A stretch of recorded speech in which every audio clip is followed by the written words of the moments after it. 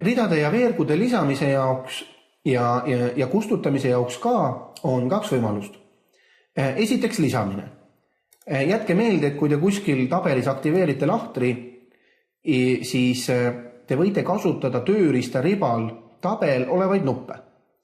Minul on see tööriistariba, näete siin näha. Nüüd ei ole kindel, et ta teil vaikimisi just siia ilmub, ta võib ka ilmuda näiteks siia alla nurka, siis vastavalt siit punktiirist kinni võttes saate ta lohistada sinna, kus te tahate.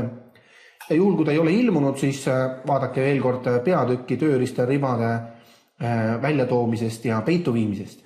Aga niimoodi kiirelt öeldes on vaade menüü ja siit otsite siis üles, kus on tööriistaribad ja siin siis saate vastavalt aktiviseerida soovitud tööriistariba. Ja siin tööriistariba peal on siis nupud, rea lisamine, veeru lisamine, rea kustutamine, veeru kustutamine. Ja toimib siis selliselt, näete, kui aktiivne lahter on mul näiteks just siin lahtris ja ma klõpsan lisarida, siis see rida lisati sellest aktiivsest lahtrist allapoole.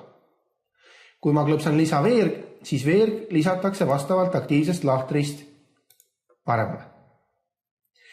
Kui ma klõpsan kustuta veerg, siis tegelikult ei pea üldse kogu veergu niimoodi ära märkima, vaid piisab, kui aktiivne lahter on selles veerus ja seejärel klõps kustuta veerg.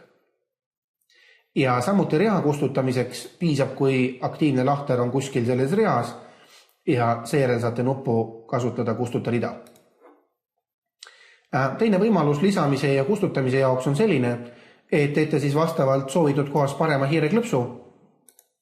Näiteks ma tahan siia ülespoole lisada uut rida, parem hiireklõps ja seejärel võtan avanevast menüüst rida ja lisa.